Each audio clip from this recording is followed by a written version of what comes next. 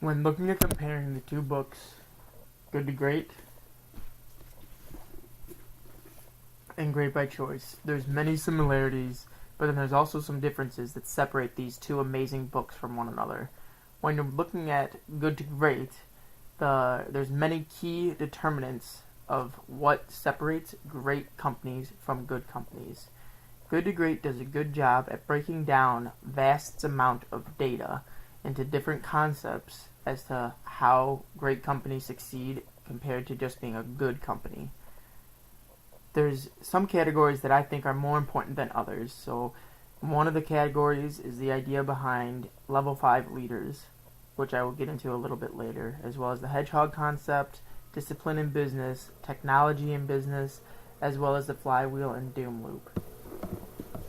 When looking at the overall theme of the book Great by Choice, it tries to answer one very specific concept and one very easy question, but also goes into great detail behind this question. And that question is, why do some companies thrive in uncertainty, even chaos, and others don't? So this question is very simple, but at the same time is very complex. And Jim Collins does a great job at explaining different concepts behind why there's companies that are able to overcome big obstacles or fast-moving forces that are unpredictable and unable to know what's going to happen.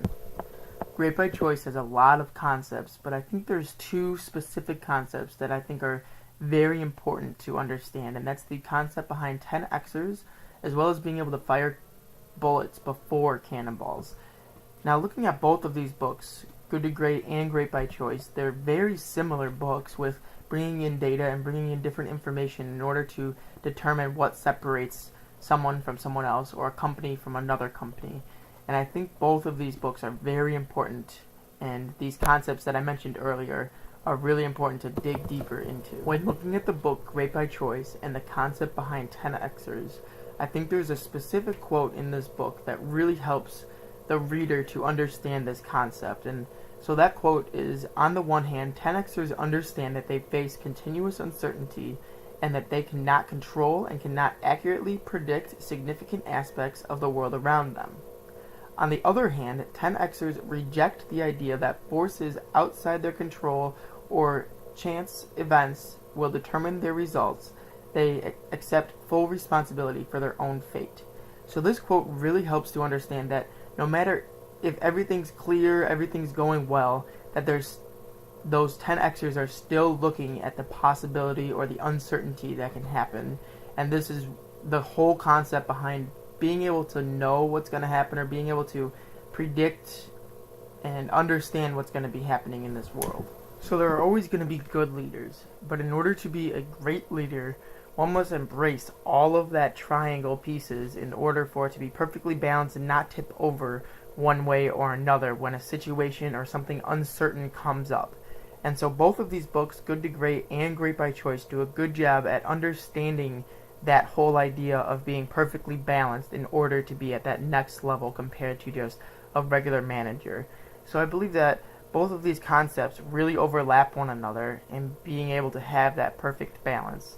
So there can be really effective leaders, there can be competent managers, there can be contributing team members and highly capable individuals, but in order to be that level 5 leader or that 10Xer, you really have to have an overall well-rounded concept behind all of these areas.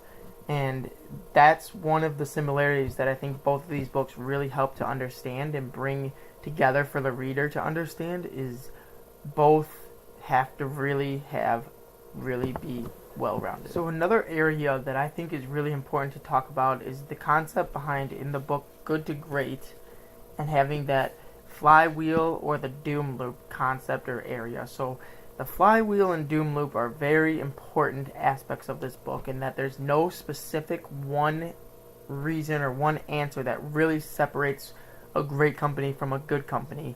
And in order to get everything going and get that wheel spinning and moving rapidly, you have to continuously move it and continuously put things towards it to get that wheel and that momentum to start going. And I think that's one concept that's really, really great about this book, in that there's nothing, one significant thing that's going to make them successful. And The companies that start putting that momentum towards it and realize or not notice that it's working and then try to stop it and move it in a different direction, that's what has them struggle in moving forward and becoming a great company. Now, looking at the book Great by Choice, there's another very similar concept to the flywheel and doom loop concept, which is the fire bullets and then cannonballs. Now, this area that the book talks about really focuses that there isn't one great aha moment that really makes a company great.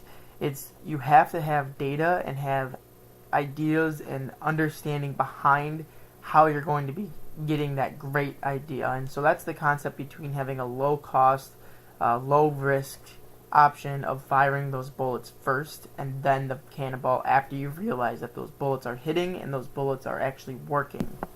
The flywheel and doom loop and looking at the firing bullets before cannonballs really are very similar concepts in that you need to have an understanding that there isn't one great idea, there isn't one aha moment that's going to make a company great or separate a level 5 leader or a 10xer from just a regular manager or a good manager or a good company. And both of these ideas and concepts really intertwine with one another, with making sure that you have data and have other areas behind the concepts before moving forward and continuing putting things towards that momentum or continuing shooting little bullets to be able to find that cannonball area to shoot into. And I think both of these books are very, very well written, and they have great concepts that are very similar, but then also have a little bit of a twist and little differences to each of them. And I really think that both of these books can be used and these concepts can be used in business and in the business world